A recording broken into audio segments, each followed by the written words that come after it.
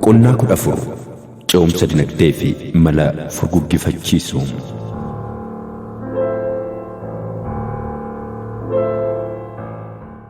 Addunyaa irratti qaamoleen hawaasaa hiyyeeyyii ta'an bal'inaan kan jiraatan naannoowwan baadiyyaati. Dinagdeen sabichaas kan hundaa'e qonna irrattidha. Misoomni qonnaa galii hawaasa qonnaan bulaa qofaa guddisuu irratti otoo hin daangeffamin madda bu'aa kaapitaalaa fi humna namaa ta'ee damee industirii fi tajaajilaatiif abdii ta'uun akka isarra jiru qorattoonnii fi warreen imaammata baasan ni hubachiisu. Gorsi kun misooma qonnaa fi industirii gidduu hidhatni gaariin akka jiru yaada keessa kan galchedha.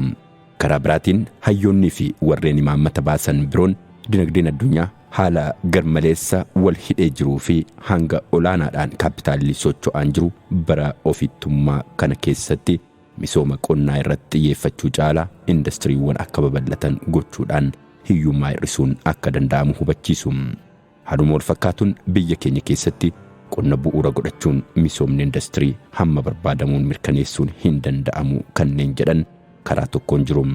Qonni bu'uura dinagdee biyya keenyaa ta'uu isaatiin misooma industirii si'oomsuudhaaf shoora murteessaa qabaata kanneen jedhan immoo karaa biraatiin jiru. Qaamoleen kunneen tokko lama jedhanii qabxiilee falmii isaanii dhiyeessu. Jarreen lamaan iyyuu misoomni industirii guddina dinagdee itti fufiinsa kan qabu akka galmeessisu ni amanu. Haa ta'u malee karaa misooma industirii mirkaneessuuf irra deemamu irratti garuu garaagarummaa agarsiisaniiru. Bu'uurri falmii isaanii imaammanni misoomaa dursa qonna irratti haa xiyyeeffatu moo industirii irratti haa xiyyeeffatu kan jedhudha.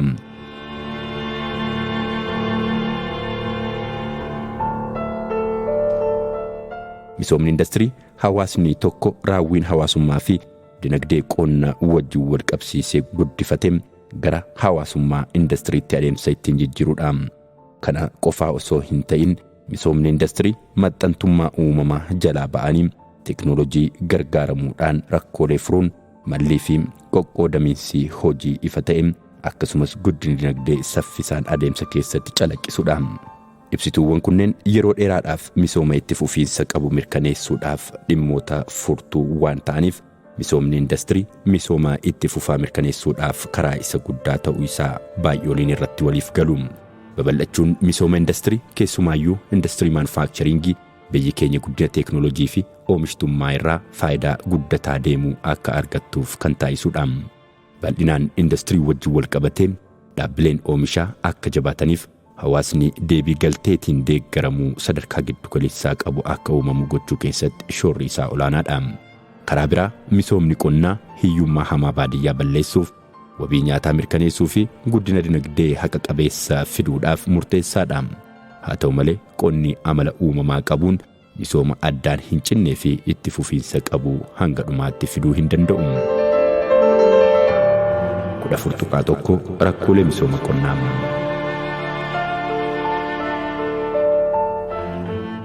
Dameen qonnaa seera dinagdee dhalli namaa jireenya isaa tursiisuuf uumama wajjin wal baree jiraachuuf qabsoo godhu keessatti adamoo fi firiiwwan guuruu hordofee uumamedha. Hamma warraaqsa industirii Awurooppaa fi Ameerikaatti uumametti qonni dhala namaa harkaa gara afaaniitti karaa ta'een haa ta'uyyuu malee uummanni addunyaa soorachuu fi madda carraa hojii guddaa ta'eefii tureera.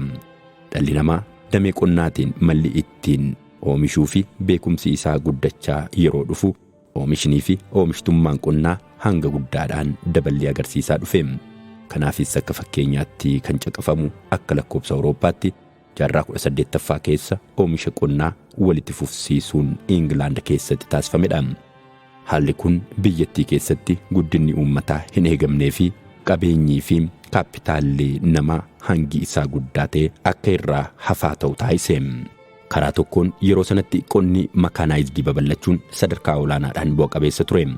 Waan kana ta'eef qotanii bultoonni muraasni hojjettoota industirii hedduu sooruu humna ittiin danda'an akka uuman isaan dandeesse. Karaa biraatiin immoo babal'achuun qonna makaanaayizidii fedhii meeshaalee fi maashinoota gurguddoo kanneen hojichaaf ta'an dabaluudhaan industiriiwwan galtee sana oomishan akka heddummataniif dhiibbaa godheera. Haa ta'u malee yeroo sanatti qonni makaanaayizidii uummata hanga olaanaadhaan dabalee sanaaf carraa hojii sadarkaa barbaadamuun uumuu hin dandeenye. Kanaafuu kutaa biyyaa fi damee qonnaa keessaa humni namaa baay'inaan gara magaalaatti godaane. indastiriiwwan keessatti qacaramanii galii fooyya'aa argachaa dhufan. Haalli kunis hojjetaan oomishoota nyaataa fi tajaajilootaaf fedhiin gabaa inni qabu dabalaa akka deemu taasise. Kanarraa kan ka'e dameen maanufaaktcharingii investimentii godhuu dabalataan caalmaatti jabeessaa guddinni dinagdee dabalataa affeeramuu danda'eera. Dhimmoonni bu'uuraa kunneen akka waliigalaatti Ingilaandittis ta'e biyyoota ce'umsa caasaa taasisan hedduu keessatti akka hubatametti babal'achuu indastiriif gahee olaanaa gumaacheera. Waan kana ta'eef jijjiiramni caasaa dinagdee gara caalu damee qonnaa fi seektara industirii gidduutti wal jijjiirraa humnaa taasifamuun uumama. Dameen qonnaa lafa qotamuun kan daangeffame waan ta'eef sababa guddina uummataatiin oomishnii fi oomishtummaan qotee bulaa dabalataa hir'achaa dhufa. Adeemsi oomishaa hammuma teeknooloojii ammayyaa fayyadamaa dhufe hammi humna namaa barbaachisu hir'achaa waan dhufuuf barichi damee industirii fi tajaajilaaf humna hojjetaa irraa hafaa ta'e kan dhiyeessu akka ta'u isa taasise. Faayidaan guddaan misooma dinagdee qonna bu'uura godhateerraa gara indastiriitti ce'umsa godhamu irraa argamu qonni haalawwan uumamaatiin dhiheessii lafaatiin bishaanii fi kanneen kana fakkaataniin kan daangeffame ta'uu isaati. Kanarra darbee humna namaa fi teeknooloojii duguugneetti fayyadamuudhaan oomishtummaa lafa qonnaa qabnu daangaa isa dhumaatii olitti ol butuun hin danda'amu. Waan kana ta'eefis qonni itti fufiinsaan utubaa dinagdee ta'ee itti fufuu hin danda'u. Qonni hammuma fedhe guddina yoo agarsiise fedhiiwwan guddachaa deeman biyya tokko hamma dhumaatti qabatee deemu gaafata. Kanaafidha hayyoonni tokko tokko dhalataa du'aa jedhanii kan ibsaniif. Hammuma fedhe yoo guddachaa deemellee teeknooloojii isa dhumaa gargaaramellee yoo ta'e faayidaan inni argamsiisu kan daangeffamee fi jijjiirama caasummaa fiduudhaaf kan dandeessisu hin ta'u.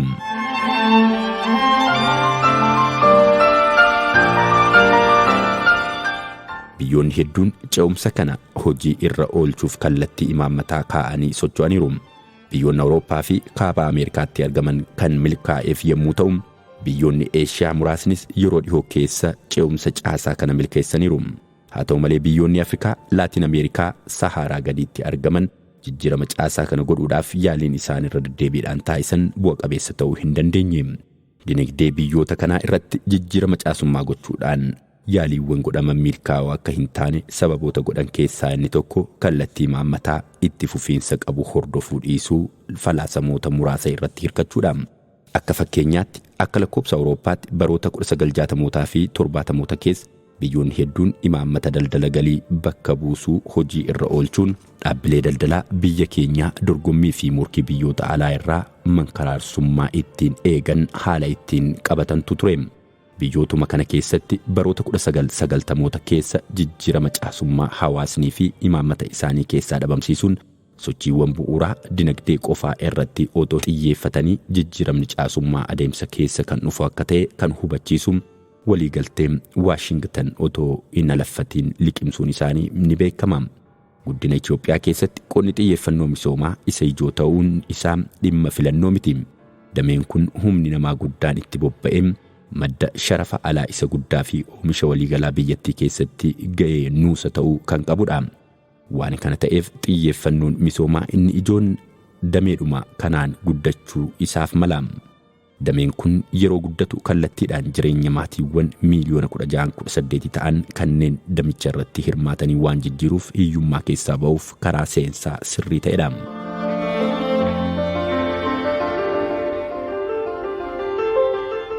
Bu'uuruma kanaatiin mootummaan qonnaa fi misooma baadiyyaa irratti xiyyeeffannoo godhee waggaa waggaatti bajeta waliigalaa biyya keenyaa keessaa 10% ol kan ta'u damee kanaaf ramaduudhaan waggoota 28 darbaniif hojjechaa turuu isaatiin dameen dinagdee qonnaa waggaa isaatti guddina galmeesseera. Muraasummaa yoo qabaateyyuu guddinni dinagdee ariifataa biyya keenya galmeessaa jirtu shoora mataasaa taphachuu irratti argama. Ta'us garuu haala amma jiruun biyya keenya keessatti qonni mala geggeessummaa dulloomee fi fajajee irraa walaba hin baane. Biyya keenya keessatti barumsii fi qorannaan qonna ammayyaa erga eegalee waggoota 70 ol ta'eera. Haa ta'u malee qonni keenya amma ammaatti mala oomishaa harkaa gara afaanitti ta'e irraa fagaatee gara galtee industirii fi kuufama kaapitaalaatti ce'umsa hin taasifne. Oomishni qonna keenyaa saayinsii fi teeknooloojii fayyadamee hanga oomishaa waggaatti ni dabala baay'ee gadi aanaadha. Maddi daballii isaa qabeenya uumamaa dhiibbatee fayyadamuu isaatiin kan argamudha. carraaqqii biyya keenya keessatti itti fufiinsaan taasifameen oomishtummaan qonnaa fi midhaanii waggaadhaa gara waggaatti guddina taasiseera. Haa ta'u malee dameelee xixiqqaa qonnaa kanneen hafan jechuunis horsiisa horiiwwan gaanfaa fi kotte duudaa, horsiisota lukkuu fi qurxummii ilaalchisee fooyya'insi dubbatamuu hin mul'anne. Guddachuun oomishni midhaanii, qamadii, garbuu fi oomishoota qonnaa garagaraa biyya alaatii galchuu irraa nu hin barraarre. Malleen teeknooloojii fi akkaataa qotisaa fooyyeffaman qotanii bultoota qabiyyee gadi aanaa qabaniif bifa deeggarsa guutuutiin hin qaqqabamne. Sababa kanaanis dameelee qonnaa xixiqqaa hundumaa keessatti haala jedhamuun bu'aan hawwinee fi barbaannee hin dhufne. Qonni keenya oomisha indastiriidhaaf meeshaa dheedhii ta'u haala ho'aa ta'een oomishuun itti ulfaateera. Xiyyeeffannoo fi deeggarsi qorannoos hammuma sana dadhabaa fi bu'aa barbaadamu kan hin finnedha.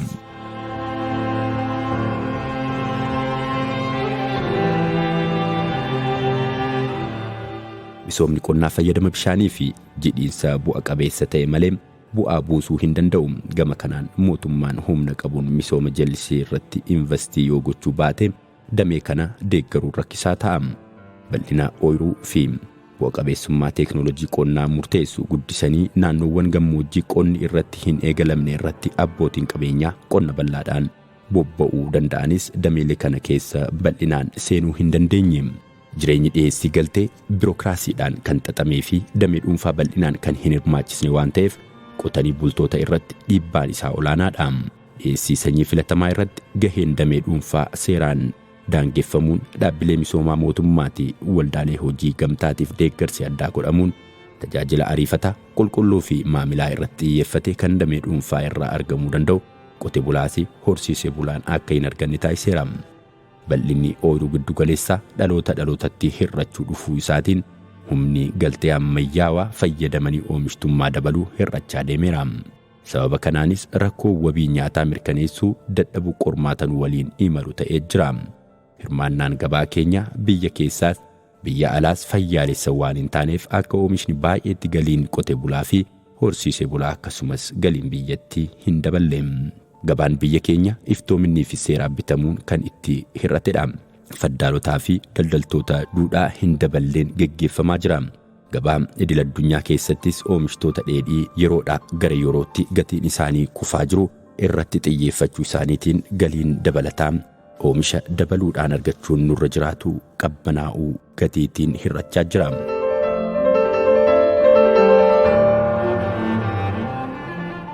Rakkoon hojii dhabdummaa yeroo kuufamaa dhufuu fi oomishii fi oomishtummaan qonnaa guddachuu yeroo dadhabu rakkoo hamaa wabii nyaataa hordofsiisuun isaa hin oolu.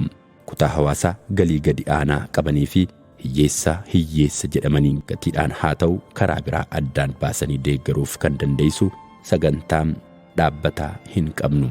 Sababa kanaatiin hiyyeessaaf jennee biyya alaatis haa ta'u biyya keessatti oomishtoota oomishaman gatii deeggarsaatiin yeroo dhiyeessinu isa dureessatu irra caalaa itti fayyadama. Walumaa galatti dinagdicha keessatti jijjiirama caaseffamaa fiduun yoo yaadame duraan dursee qonna irratti jijjiirama caaseffamaa akka dhufu hojjetamuu qaba. Dinagdee biyya keenyaa karaa indastiriidhaan durfamuun guddisuudhaaf indastiriiwwan galteewwan oomisha qonnaatti fayyadamuun humna namaa hedduu qacaran akkasumas oomishoota ergaman oomisha babal'isuuf carraaqqii bal'aa gochuu barbaachisa. 14 rakkoolee misooma industirii.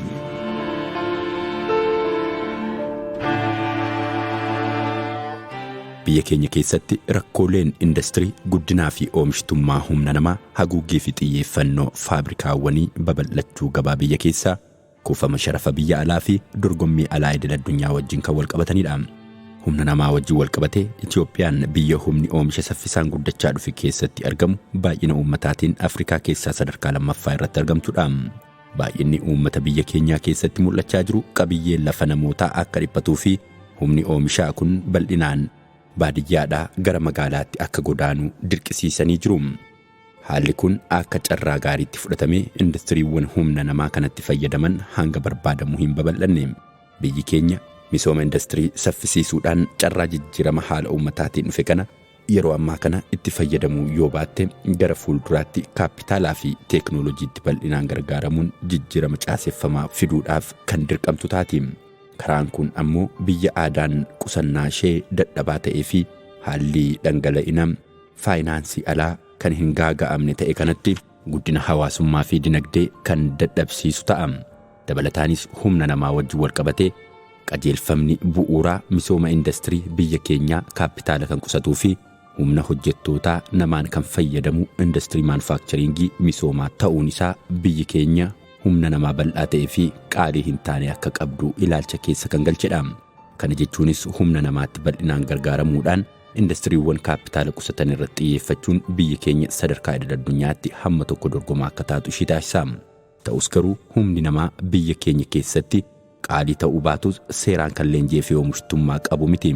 Kana jechuun hammi oomishtummaa hojjetaa tokkoo kan biyyoota kaanii wajjin wal bira qabame yoo ilaalamu gadi aanaadha. Sadarkaa addunyaatti biyyi keenya dorgomtuu taatee investimentii kallattii biyya alaa damee maanufaaktcharingiin hirkachuudhaaf humna namaa bal'aa ta'e qabaachuu qofa osoo hin ta'in humni namaa kun oomisha ta'uu qaba. Kun kan hin taane taanaan garuu humni namaa rakkisaa ta'e kan oomishtummaan isaa zeeroo hin taane afaan biraatiin herreega kenniinsa murtee filannootiin qaaliidha. Waan kana ta'eef mootummaan humna namaa qaroome baay'inaa fi qulqullinaan horachuudhaaf jabaatee hojjechuu qaba.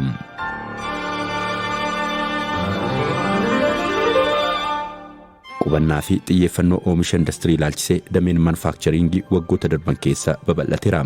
Haa ta'u malee tamsaasni isaa baay'ina naannawaa Finfinnee, Kombolcha, Maqalee, Bahar Daarii fi Hawaasaatti kuufamuun isaanii kallattii mijoomina gabaa, carraa hojii fi dhiyeessii meeshaalee dheedhiitiin hanqina uumeera. Karaa biraatiin industiriin sochiilee agroo piroosesingii hedduu keessatti oomisha sukkaaraatiin, baabura midhaaniitiin, oomisha zayitii nyaataatiin, oomishaalee laaffisa gogaatiin fi oomishoota fedhii bu'uuraatiif oolaniin biiraadhaan oomisha kopheetiin, oomisha wayyaalee fi uffatootaatiin jijjiirama jajjabeessaa fidaniiru. Haa ta'u malee dandeettiiwwanii fi beekumsaawwan teeknooloojii kuusuudhaaf akkasumas hidhata industiriiwwanii gidduu jiru uumuudhaaf industiriiwwan gargaaran keemikaal, elektirikaalii fi elektirooniksiin, oomishoonni sibiilaa fi industiriiwwan injinariingii biroon hamma barbaadamuun hin babal'anne. Gabaa biyya keessaa duguuganii itti fayyadamuu ilaalchisee biyyi keenya sadarkaa Afrikaattis haa ta'u sadarkaa addunyaatti qabeenya guddaa kan qabdu ta'uu ishii wajjin wal qabatee meeshaalee maanufaaktcharingiif oolan dhiyeessuuf carraa gabaa bal'aa ta'e kan qabdu yoo ta'e iyyuu gama kanaan hamma ammaatti fageenyi deemame garuu quubsaa miti. Oomishaaleen dameelee maanufaaktcharingiitiif oomishaman karaan isaan gabaa biyya keessaatti itti dhiyaatanii fi humna biyya keessaa duguuganii itti fayyadamuuf carraaqqiin godhamu xiqqaadha. Qulqullinni meeshaalee biyya keessatti oomishamanii gadi aanaa ta'uun isaa meeshaalee wal fakkaatoo biyya alaatii dhufan wajjin dorgomuu akka hin dandeenye isaan taasiseera. Karaa biraatiin biyyoonni guddina industiriitiin booddeetti hafan kanneen akka Itoophiyaa gabaa biyya keessaa duguuganii fayyadamuu dadhabuu isaan mudachaa jiru. Cinaatti qormaanni biraa isaan mudachaa jiru jedheedha daldala addunyaalessaa cabsanii seenuudha. Akka lakkoobsa Awurooppaatti bara 1870 hanga bara 1870 dhumaatti daldalli addunyaalessaa kan geggeeffamu meeshaalee hojjetamanii dhuman irratti ture. Yeroo ammaa kana garuu daldalli addunyaalessaa kan geggeeffamu meeshaalee wal sooran irrattidha. Bu'aan industirii addunyaalessaa tokko bittaa meeshaa dheedhii industirii kaanii ta'aa dhufeera. Ibsa biraatiin daldalli addunyaalessaa meeshaalee hojjetamanii dhuman caalaa gara meeshaalee gamisaan hojjetamanii hojii dabalataa barbaadanitti jijjiirameera. Kanaafuu industiriiwwan karaa milkaa'ina irra jiran meeshaalee hojjetamanii dhuman dhiyeessuu caalaa kanneen adeemsi dabalataa isaanii fafuu dhiyeessuudhaan dorgomaa ta'utu isaanirraa eegama. Haalli kun biyyoota akka Itoophiyaa guddina irra jiraniif gara industiriitti makamuudhaaf karaa salphaa fi saffisaa kan banedha. Biyyoota guddatan waliin dorgomaa taane akka itti fufnuuf garuu adeemsa oomishaa sirreessuu, naannoo bu'aa oomishaa, hojii irra oolmaa fi walitti dhufeenyatti humna jabeeffachuu barbaachisa.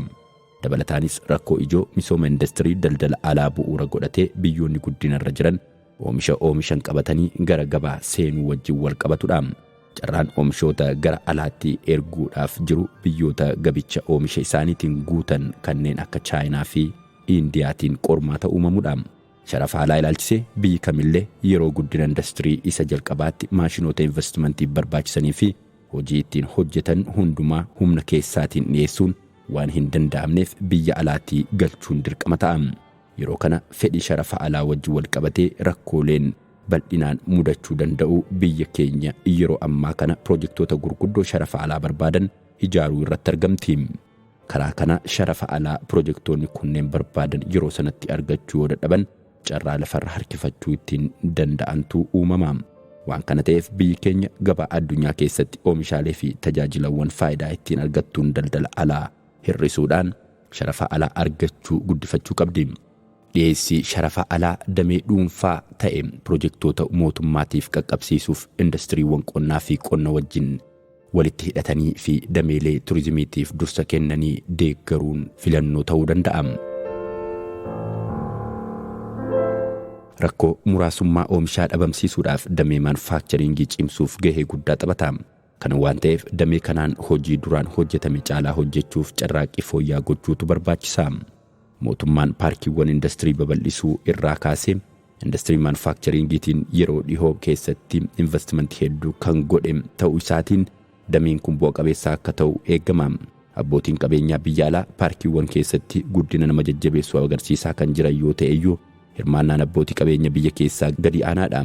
Deeggartoonni dameelee oomishaa loojistikii dhiyeessii humna nafaa fi tajaajila liqii babal'isuudhaan akkasumas hojmaanni seera kabachiisuu mootummaa si'aawaa akka ta'u gochuudhaan gaheen industirii maanufaaktcharingii dinagdee keessatti qabu akka guddatu gochuu barbaachisa.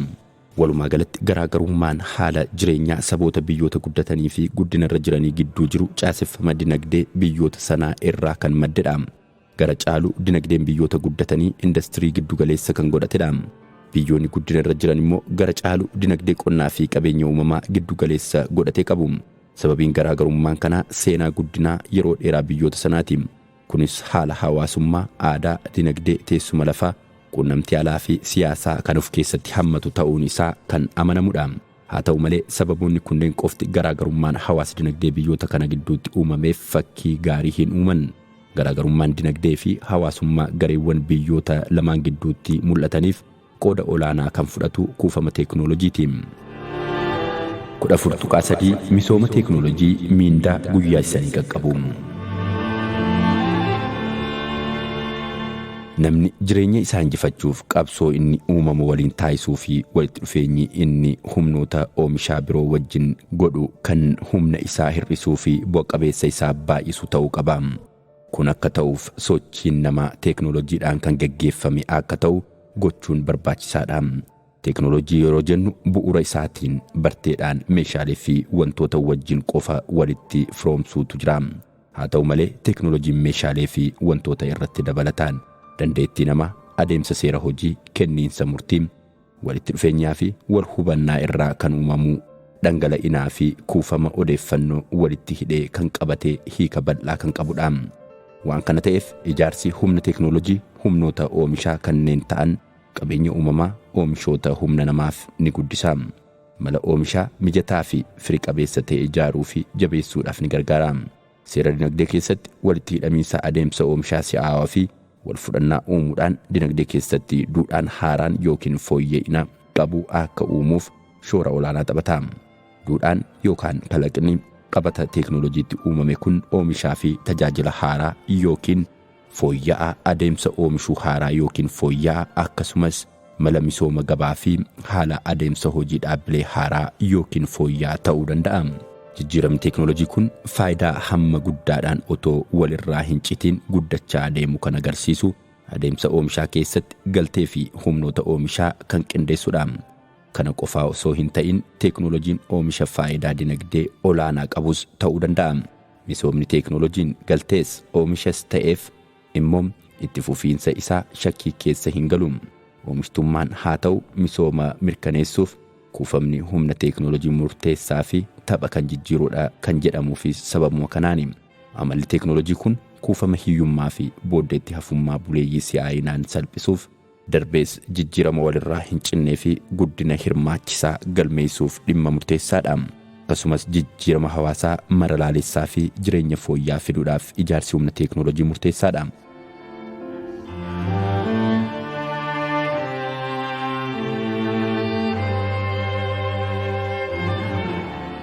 Humni teeknooloojii humna biyyoonni waltajjii addunyaa irratti qaban kan agarsiisudha.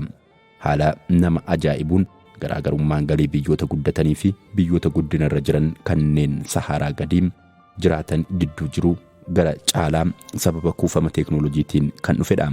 Biyyoonni addunyaa galii isaanii irratti hundaa'uun biyyoota galii guddaa giddu galeessaa fi gadi aanaa qaban jedhamanii akkuma qoqqoodaman haaluma wal fakkaatuun guddin teeknooloojii isaanii bu'uuraa godhachuun dinagdeen isaanii duraa duubaan biyyoota qabeenya uumamaatiin dursan, biyyoota si'aayinaan dursanii fi biyyoota beekumsaan dursan jedhamanii ramadamuu danda'u. Seera dinagdee beekumsaan durfamu biyyoonni ijaarratan baay'inaan galii olaanaa warreen qabanidha. Teeknooloojiiwwan otoo addaan hin kutiin uuman biyyoota addunyaa biroo kanneen of duuba hordofsiisanidha. Humni dorgommii biyyoota kanaa inni guddaan teeknooloojii addunyaa yeroo ammaa irra ga'een oomishoota haaraa oomishuudha. Biyyoonni miiltoo dinagdee si'aayina oomishtummaa hordofan teeknooloojiiwwan biyyoota beekumsaan durfamanii waraabuudhaan itti fayyadamanii fi darbee fooyyessuudhaan sadarkaa muraasaanis haa ta'u dirree teeknooloojii keessatti humna ittiin dorgoman kan uuman baay'inaan biyyoota galii giddugaleessaa qaban keessaa gara biyyoota galii olaanaa qabaniitti dabalamuudhaaf kanneen tattaafatanidha. Biyyoonni kunneen sadarkaa idil addunyaatti humni falmii waliigaltee isaanii si'aayina oomishaa isaaniiti. Biyyoonni galii fi dinagdee sadarkaa isaa gadi aanaa ta'e irratti argaman kanneen akka Itoophiyaa dinagdeen isaanii bal'inaan qabeenya uumamaa irratti kan hirkatedha. Dirree addunyaa irratti wanti guddaan ittiin wal dorgoman humna namaa fi kenna qabeenya uumamaati. Sababa kanaan biyyoota kam irraa illee teeknooloojii shamatuu fi itti fayyadamuu irratti kan xiyyeeffatanidha. Yaadoon teeknooloojii haaraa fi beekumsoonni kalaqaa biyyoota guddataa jiran kan qaqqaban oomishaa fi tajaajila teeknooloojii ta'anii gabaarra erga oolaniin booddeedha. Kanarraa kan ka'e warraaqsonni misooma industirii 3 kanneen addunyaan keenya keessummeeste biyyoota geggeessaa fi hordofaa fayyadamaa fi kadhataa godhee qoqqooduudhaan daangaa garaagarummaa isaaniitti sarareera. Biyyoonni guddatan kanneen dinagdee beekumsaan durfamu qaban haala mul'atuu fi qaqqabamuun caasaa dinagdee addunyaatiin hojmaata oomishaa fi tajaajilaatiin akkasumas ilaalcha lammiilee fi sadarkaa jireenyaatiin garaagarummaawwan qabatamuu uumaniiru. Bara kana keessa garaagarummaa wal fakkaataa akka isaaniin ijaarre haarawaa akka hin qonne biyyoonni jijjiiramaa fi tarkaanfii Saharaa wajjin adeemsa wal simatu gochuutu isaanirraa eegama. Biyyoonni guddatanii fi duroomaniif teeknooloojii haaraa tokkorraa gara teeknooloojii haaraa isa biraatti ce'uun waggoota 500 darbaniif kan itti deddeebi'aa fi shaakalaa turan karaa hojoomsaatiin. Waan kana ta'eef addunyaa amma keessa jirru kana keessatti jalaa ka'anii humna teeknooloojii ijaaruudhaaf carraaqqiin godhamu biyyoota guddachaa jiraniif hammam bu'a qabeessadha gaaffiin jedhu falmisiisaadha.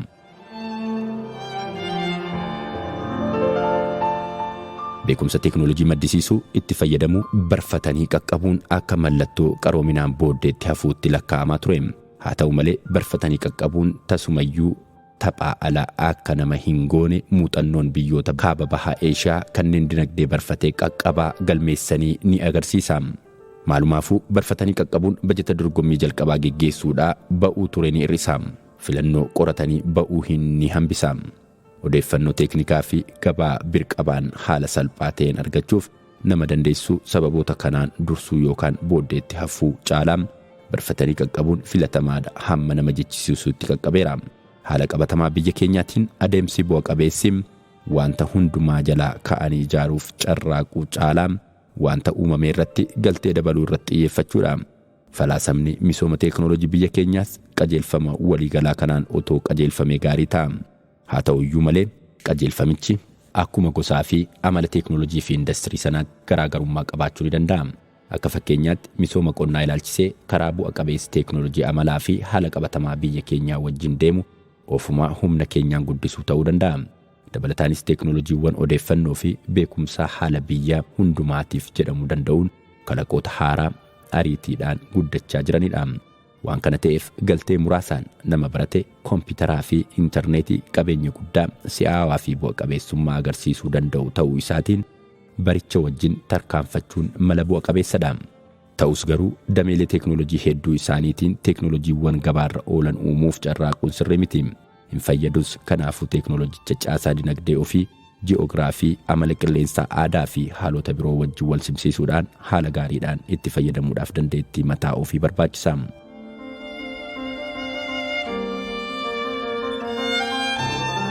biyyoonni guddatan sadarkaa hawaasummaa fi dinagdee uummata isaanii ilaalcha keessa galchanii teeknooloojiiwwan badhaadhan waan hojjetaniif sadarkaa dandeettii humna naannoo biyya keenya keessa jiru wajjin salphaatti wal hin siman.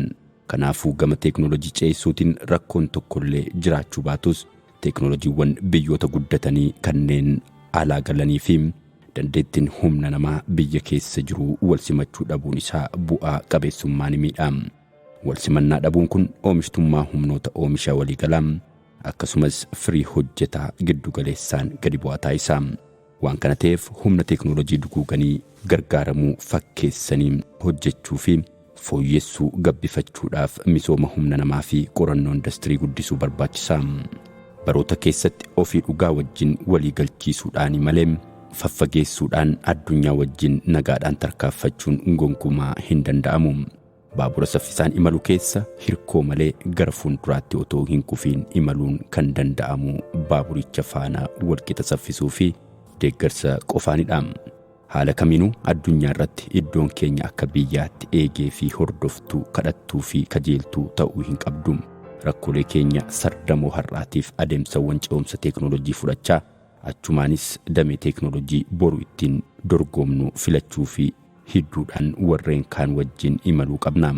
Teeknooloojii fudhatanii fayyadamaa barachuu fi kuufama teeknooloojii guddisaa deemuun saffisa teeknooloojii addunyaa wajjin fiiguuf barbaachisaa yoo ta'e illee barnootaa fi qorannoo irratti hojii quubsaa hojjechuun ce'umsa teeknooloojiitiin yaadaa fi amala fudhatamummaa keessa qaxxaamuraan butee nu baasuu karaa danda'udha.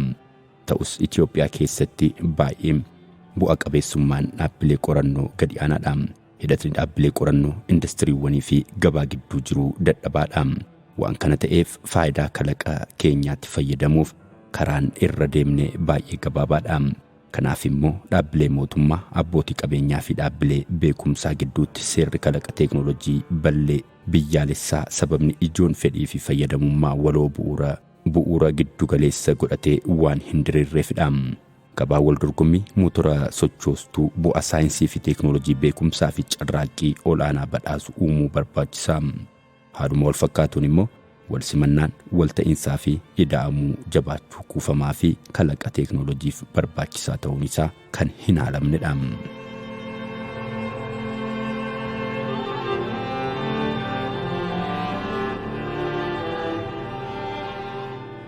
Abbaan qabeenyaa dhuunfaa adeemsa oomishaa isaa keessatti teeknooloojii fi kalaqa beeksisuu oomishtummaa isaa akka dabalu kan hubachiisuu fi jajjabeessuu seera daldalaa ijaaruu barbaachisa. Abbaan qabeenyaa kaka'umsa ofii isaatiin hidhaticha oomisha keessa kan isa galchu ta'uu beekee dhaabbilee qorannoo wajjin yoo hidhata uumuu baatee fi yoo wal deeggaruu baatan jijjiirama fiduun ni ulfaata. Mootummaan immoo seera kalaqaa kana ijaaruu fi hidhaticha akka uumamu gochuudhaaf kaka'umsa isaa yoo fudhachuu baate humna teeknooloojii keenyaa guddisuun baay'ee rakkisaa ta'a. Adeemsa keessa seera kalaqaa mataa ofii ijaaruun aadaa kalaqaa humna nama baratee guddisuudhaan dinagdicha maxxantummaa beekumsaa yeroo maraa irraa kan walaba baasudha. Dandeettiin kalaqaa humna namaa guddachuu fi dandeettiin teeknooloojii gabbachuun gabaa keessatti barbaadamummaa humna nama baratee ni dabala. Kunis lakkoofsa dargaggeessa baratee saffinaan dabalaa jiru kan fayyaduu fi dinagdee kan guddisudha. Seera daldalaa gabaa bilisaa isa kaapitaala maallaqaa qofaa irratti hundaa'ee fi abbootiin qabeenyaa muraasni qofaa murteessitoota irratti ta'an caalaa humni nama baratee kaapitaala beekumsa isaa fayyadamuun olaantummaa abbaa qabeenyaa abbummaa humnoota oomishaniitiin argatuun ni morkata. Kun yeroo ta'u dargaggeessii fi hawaasni duuba isaa jiru fayyadamaa ta'a. Kun kan ta'u garuu mala hidhata hojiilee kalaqaa gara oomishaatti darbees gara gabaatti akka seenan dandeessuu saxaxeessuudhaan seera gabaa biyyaalessaa bu'a qabeessa ta'e yeroo diriirsinedha. Kunis xiyyeeffannoo keenya saayinsii fi teeknooloojii irra ture ceesisuudhaan gara seera oomishaa fi gabaatti seenuu dandeessisuudhaaf kan dandeessu seera guutuu diriirsuu jechuudha. 14 dinagdee beekumsaan durfamu ijaaruun. Hojii dinagdee biyya keenyaa oomishaa fi dorgomaa gochuudhaan dirree maakroo ikoonomii tasgabbaa'een guddina saffisaa hanga bal'aa qabuu fi walitti fufiinsa qabu mirkaneessuu qabna. kun kan ta'uu danda'u boqonnaa biyyaalessaa hiyyummaa keessaa ariitiin ba'uu nyaataan ofii keenya danda'uu fi dargaggeessaaf carraa hojii amansiisaa uumuu barbaachisuu irratti waan argamuufidha. Yeroo dheeraa irraa kan ka'e kaayyoo kana milkeessuudhaaf biyyi keenya akeeka humna teeknooloojii gahaa ta'e kan dinagdee beekumsaan geggeeffamu irratti xiyyeeffatee ijaaruu qabaachuu qabdi. Dinagdeen beekumsaan durfamu knowledge lead economy misooma fiduudhaaf sirna dinagdee fi itti fufiinsaan qusannoo liqii fi gargaarsa biyya alaa irratti kan hin hirkanne obbitaa fi ofirraa barachaa ofii isaa sirreessaa gahaa of taasisuu ijaaruu ta'uutu irra jiraata. Mul'ata kana jalatti uummata keenya hiriirsisnee faayinaansii fi qabeenya misoomaa barbaachisaa ta'e walitti qabuudhaaf dirqama hidhamaa falaasamaa ta'uun nurraa hin eeggamu. Furmaanni biyya keenyaaf barbaachisu ifa kan raawwatamuu danda'uu fi rakkoolee fi haalota qabatamoo biyya keenyaa keessaa kan maddu ta'uu qaba. Haguuggeen isaa waliigalaa gabaa dinagdee beekumsaan durfame ijaaruuf dandeessu bu'uura godhatan imaammataawwan dinagdee guddaa akkasumas kuufama teeknooloojii guddaadhaan si'aayinaa fi oomishtummaa humnoota oomishaa biyyaa waliigalaa guddisuu ta'uu qaba. Seera kana adeemsa keessa ceesisuudhaaf hirmaannaan mootummaa of eeggannoodhaan guutame kanneen barbaadan imaammanni industirii fi teeknooloojii deeggaruu fi hojii irra oolchuu barbaachisa. Akkasumas dameen dhuunfaa sochoosaa ol aanaa dinagdee akka ta'u mala taasisuu dhahuu barbaachisa.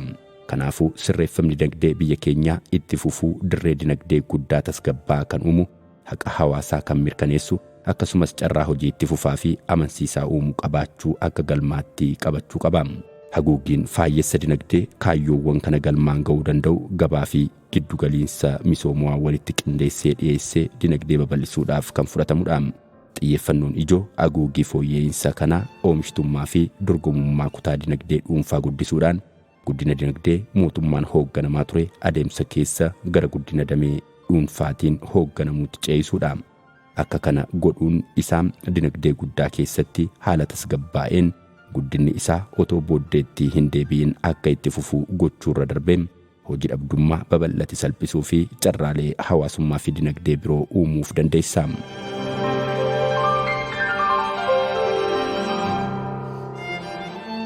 Oomishtummaa dinagdee si'aayinaa fi dorgomummaa guddisuuf xiyyeeffannoon keenya ijoon gabaa fi damee dhuunfaa irratti yoo ta'es ramaddiin dinagdee haqa qabeessa ta'e damicha qofaa isaa ni uuma yaadni jedhu garuu garraamummaadha.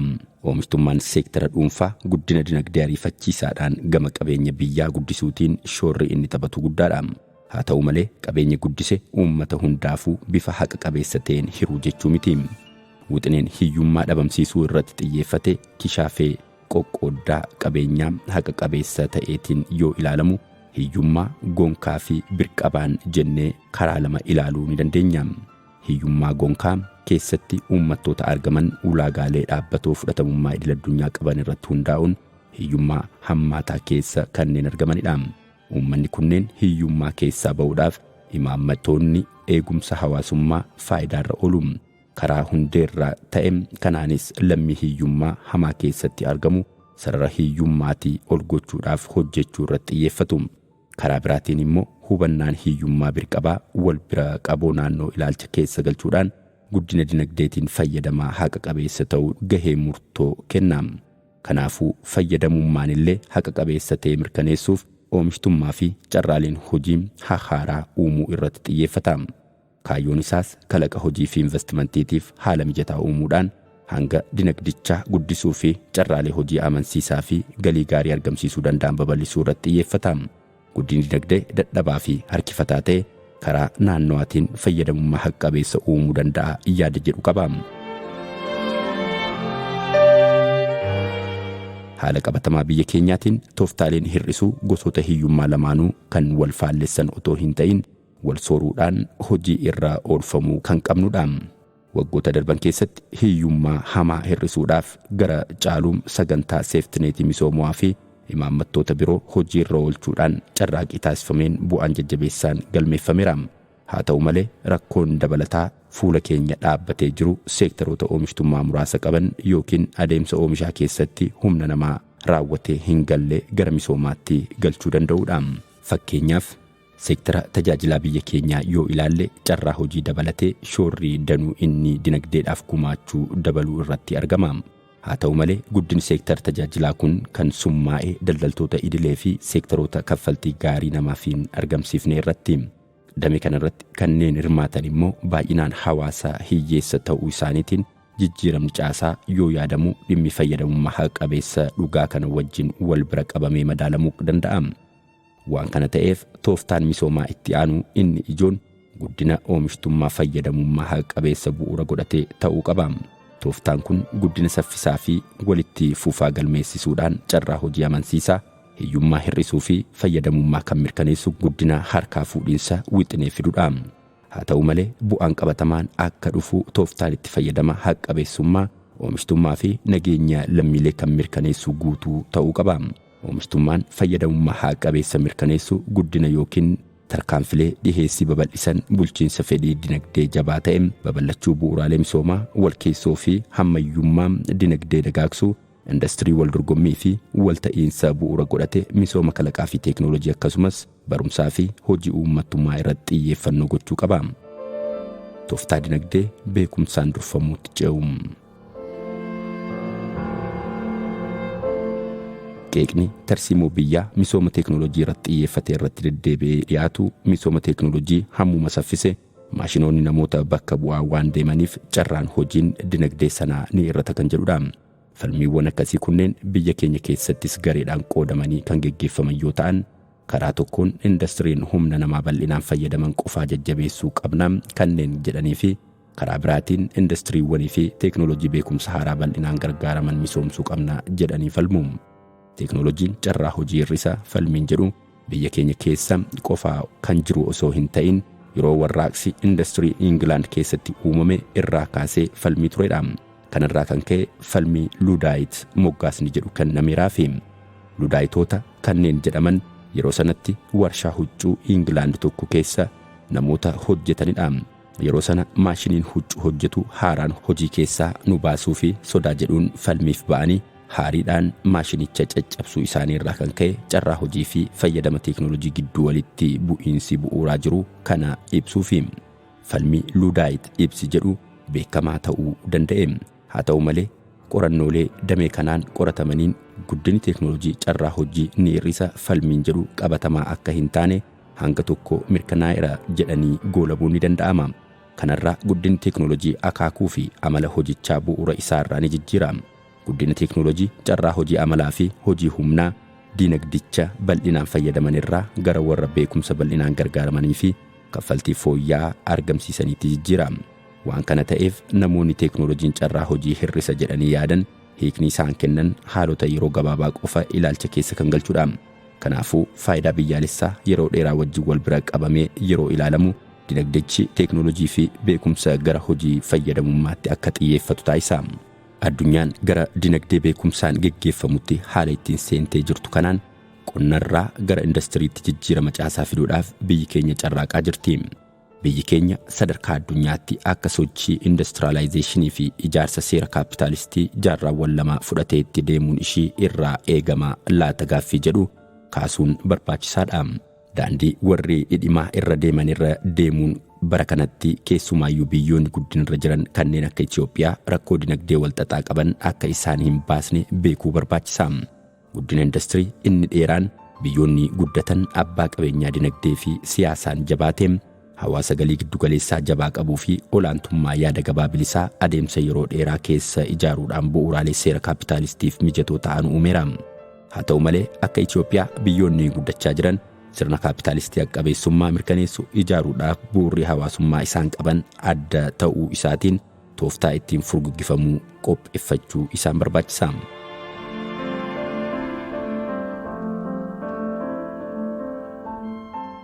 Tooftaa furguggifamuutiin bu'a qabeessaa fi si'aawoo kan hin taane yookiin duraa duuba oomishaa qilleensa naannoo faalan irra utaaluun karaa oomishaa fooyyee fi adda ta'een adeemuudha. Yeroo ammaa kana biyyi keenya humna ittiin furguggifamuu kana uumuudhaan misooma itti fufiinsa qabu fiduu kan isheen dandeessu faayidaawwan barfatanii qaqqabuun teeknooloojiin fide dhufee diigsanii itti fayyadamuudhaan dinagdee beekumsaa fi tajaajilaan durfamu misooma industirii wajjin jijjiiruudhaan akka ta'e shakkii hin qabu. Meeshaalee guddaan dinagdee beekumsaa fi tajaajilaan durfamu misooma teeknooloojii fi humna namaati. Kanaafuu bara amma keessa jirru kana keessatti dinagdee beekumsaa fi tajaajilaan durfamu ijaaruuf yeroo dheeraa fudhachuun nu barbaachisuu dhiisuu danda'a. Dhawataan jijjiirama qonnarraa gara indastiriitti achiis jijjiirama caaseffamaa dinagdee beekumsaa fi tajaajilaan durfamuutti fiduudhaaf carraaqqii goonu qofaa otoo hin ta'in adeemsa lamaaniyyuu wal faana ijaaruu malleen saffisiisu yookaan karaa qaxxaamuraa uumuu danda'an baasuun nurra jira. Biyya keenyaaf fakkeenya gaarii kan taatu Indiyaa yoo taatu haalota indastiriin duraa fi indastiriin boodaa walitti maktee deemtu guutumaan guutuutti misooma indastirii biyyaa hin mirkaneessinedha.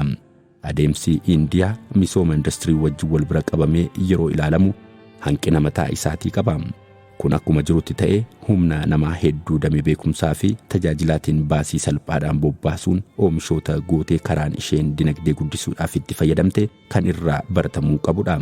Kanaafuu biyya keenya keessatti seektoroota baraman otoo hin ta'in baay'inaa fi wal keessa galu seektoroota beekumsaa fi tajaajilaa bal'isuudhaan malli humni namaa barate baay'inaan akka keessatti hirmaatu gochuun indastirii babal'isuu cinaatti xiyyeeffannoo kennuufiin barbaachisaadha. Dabalataanis rakkoo oomishtummaa biyya keenyaa hiikuudhaaf ilaalcha addaa guddisanii yaaduu fi furmaata addaa maddisiisuu barbaachisa. Tooftaan furgiggifamuu biyya keenya keessatti gufuuwwan misoomaa kanneen akka dhabiinsa faayinaansii, hanqina dandeettii, dadhabina kenniinsa tajaajilaa, dhiyeessii elektirikii jiraachuu dhabuu fi gufuu kana fakkaatan ce'uu gaafata. Gufuuwwan kunneen investimentii seektara dhuunfaatiif akka carraa gaariitti fudhachuudhaan seerri faayinaansii hirmaachisaa ta'e akka uumamu kanneen godhan teeknooloojii quunnamtii moobaayilaa fi kanneen biroo dhiyeessiin humna elektirikaa haaromfamuu kan gadi diriiree akka babal'atu kanneen dandeessan teeknooloojiiwwan aduu, qilleensaa fi baayoogaazii akkasumas seerri kenniinsa tajaajilaa fi oomishaa si'aawaa ta'e akka durfamuu kanneen dandeessan teeknooloojiiwwan odeeffannoo fi kalaqaawwan haaraa fi kan kana fakkaatan gara sadarkaalee uummataa fi dhaabbilee gadi aanuutti akka qaqqaban tooftaa ittiin goonuu hordofuu nu barbaachisa. Dabalataanis tooftaan utaalchaa kun mootummaarraa gadi kan ba'uu fi tooftaalee uummanni guyyaa guyyaatti uumama ittiin injifatu irraa fudhatamee qindoomina tarkaanfilee gara oliitti ba'an ta'uu qaba. Tarkaanfileen kunneen investimentii bu'uuraalee misoomaa hawaasummaa fi dinagdee irratti adeemsifaman keessaayyuu misooma humna namaa irratti kalaqaawwan biizinasii haaraa dhaabbatan jabeessuun daangaa dhaabbilee seeraa akkasumas qorannoo saayinsii teeknooloojiif onnee irraa xiyyeeffannoo kan kennu murtoo geggeessummaa dabalata. Waan kana ta'eef carraa gaarii yeroon isaa nuuf kennetti gargaaramuun tooftaa misooma teeknooloojii qaxxaamuraa baasuudhaan seektaroota uumama irratti harkifatanii jiran ofii isaaniitiif jijjiirama bareedaa akka fidan gochuudhaan dinagdee beekumsaa fi tajaajilaan durfamuu ariitiidhaan adeemsa ijaaruu keessa seenuu nu barbaachisa.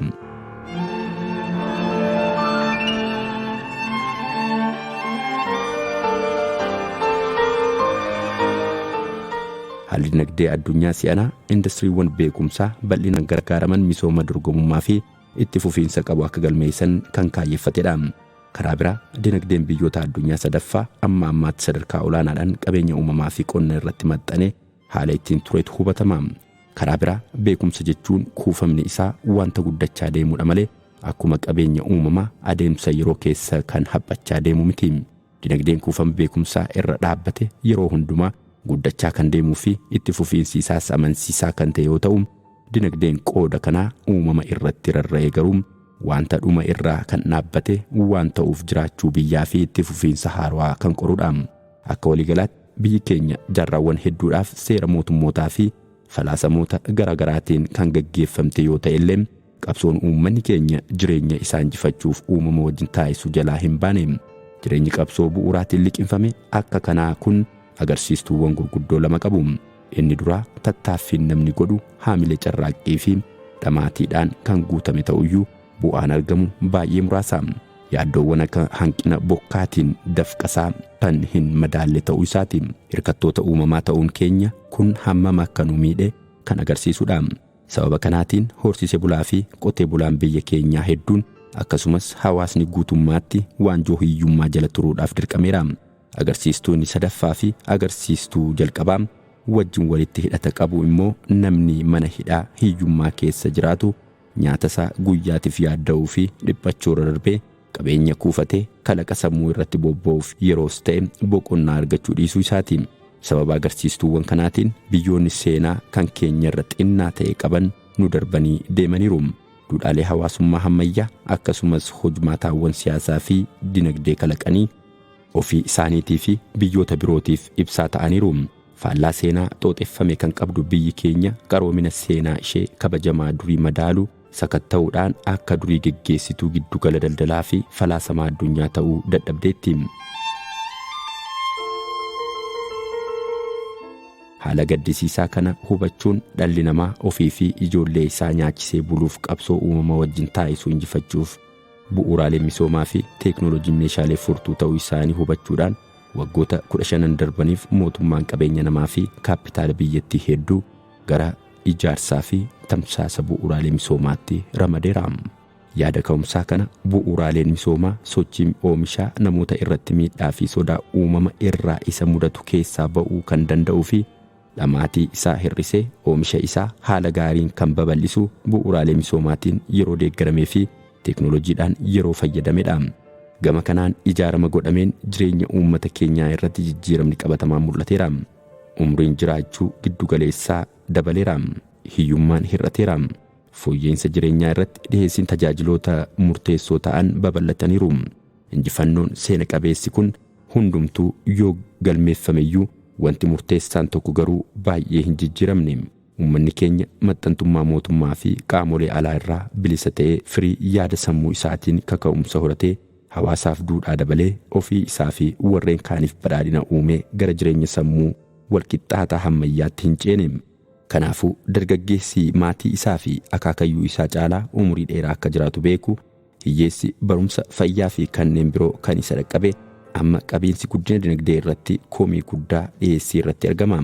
Sababni ka'umsa komii kanaa dhalli namaa uumama isaatiin nyaatee fi baratee qofaa osoo hin ta'in keessa isaa humna ijaaruu fi dandeettii sammuu isaa gargaaramee galtee dabaluu fi dhaloota itti aanuuf seenaa kaa'ee darbuuf fedhii fi hawwii olaanaa kan qabu ta'uu isaati.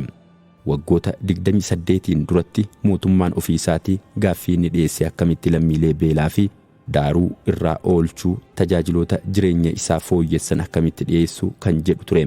Amma garuu gaaffiin uummata irraa mootummaaf dhiyaate seerri siyaasaa fi dinagdee kan lammiileen kalaqaa fi carraaqqii isaanii gara badhaadhummaatti akka jijjiiraniif dandeessu nuuf haa ijaaramu kan jedhudha.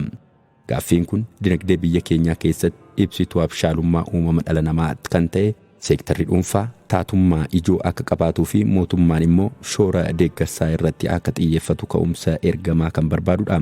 Kallattiin kun injifannoo hanqina waggoota darban keessatti argame fedhii onnee uummata keenyaa fi eenyummaa uumamaa dhala namaa giddu galeessa godhate badhaadhummaa sammuu dhuunfaa fi hawaasaa ijaaruuf tooftaa sababaati.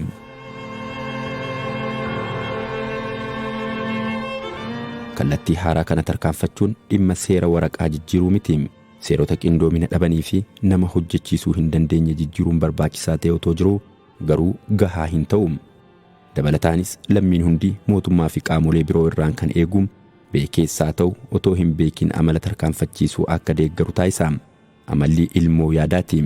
Yaanni yoo deeggaramee fi yoo sirreeffame seeronni amala bifa qindaa'een jijjiiran caaseffamni dhaabbilee fi seeronni amala qajeelchan biroon akkamitti fooyyeffamuu akka qaban ifa ta'a.